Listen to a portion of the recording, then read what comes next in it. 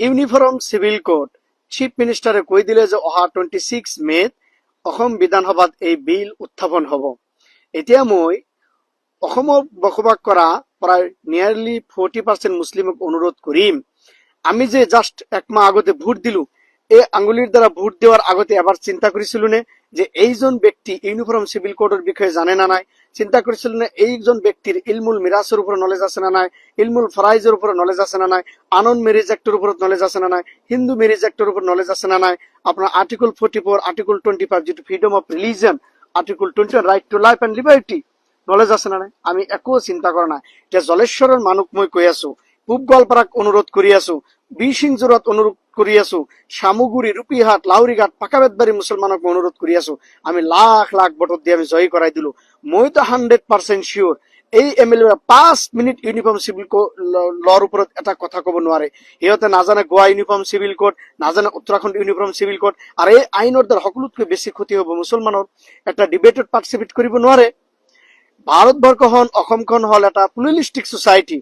হিন্দু, মুসলিম, শিখ, ইসাই, tribal সকলো মানুহে থাকে আৰু সকলোৰে পাৰ্চনেল ল আছে। হিন্দুসকলৰ আছে হিন্দু মেৰেজ এক্ট 1955, হিন্দুসকলৰ আছে হিন্দু সাকসেশন এক্ট 1956, আপোনাৰ শিখসকলৰ আছে আনন্দ মেৰেজ এক্ট, ইণ্ডিয়ান খ্ৰীষ্টান মেৰেজ এক্ট আছে 1872। মুছলমানসকলৰ পাৰ্চনেল ল আছে। কিন্তু এই ইউনিফৰ্ম সিভিল কোডৰ দ্বাৰা দুটা বস্তু এনেকুৱা আঘাত কৰিব মুছলমানৰ। এটা কোরআনত হল যেটো কয় ইলমুল ফারাইজ, ইলমে মেরাজ, অর্থাৎ ইনহেরিটেন্স ল, ইসলামিক ইনহেরিটেন্স ল, অর্থাৎ মেল আর ফিমেলে, অর্থাৎ এনসেস্ট্রাল প্রপার্টি আপনার মেলে পাবো আপনার ডাবল, ফিমেলত কই বাহ্যিক দৃষ্টিত দেখা যায় ইনইকুয়ালিটি, কিন্তু ইসলামিক শরীয়ত এনেকুৱা এটা আইন বনাইছে, ইকুয়ালিটি দিছে। মেহেৰ কাক কোৱা হয় আমাৰ মুছলমানে, আমাৰ নাজানিব লিডাৰ বিলাকে, এমএলএ বিলাকে। এতিয়া কথাটো হল মুছলমানে ভোট দিবতে এবাৰ এইটো দি ভোট দেওয়াৰ সময়তে চিন্তা কৰা দৰকাৰ কি কব ডিবেটত। জম্মু কাশ্মীৰত হল সৰ্বপ্ৰথম অৰ্থাৎ লাৰ্জেষ্ট মুছলিম পপুলেশ্যন, তাৰপৰে হল আসামত আহে। এতিয়া অসমত এনেকুৱা অৱস্থা হৈছে, এই বিষয়টো অসম বিধানসভা উত্থাপন কৰিব না লৰ নলেজ আছে, সিভিল লৰ নলেজ আছে, পাৰ্সোনাল লৰ নলেজ আছে, না ধাৰ্মিক নলেজ আছে। এতিয়া পলিগামি বেন কৰি আছে, ঠিক আছে, পলিএন্ডি কি বেন কৰিব নেকি? পলিএন্ডি তো বেন কৰিব নোৱাৰে, কাৰণ ট্ৰাইবেল সকলে বহুত আছে প্ৰেক্টিচ কৰে। এতিয়া কথাটো হল মুছলমান সকলে আমি বুজিব লাগিব, ভোট দেওয়ার সময়ত 500 টাকার 1000 টাকা লৈ ভোট দিলে নহব। এতিয়া তো প্রুফ হৈ যাব। জলেশ্বৰৰ মানুহ, বিশিংজোৰৰ মানুহ, পূব গোৱালপাৰা মানুহ, সিজনগ্ৰাম, পাকাবেতবাড়ি, ৰূপিহাট আৰ সামগ্ৰীৰ মুসলমান এটাৰ সন্মুখত জল পট প্ৰুফ হৈ যাব যে এসেম্বলিতে ইউনিফৰ্ম সিভিল কোডৰ ওপৰত ইহঁতে কি কয়। মই তো 100% 5 মিনিটত কব নোৱাৰে, ডাটা ৰিপোৰ্ট একো নাজানে, সংবিধান তো দূৰৰ কথা।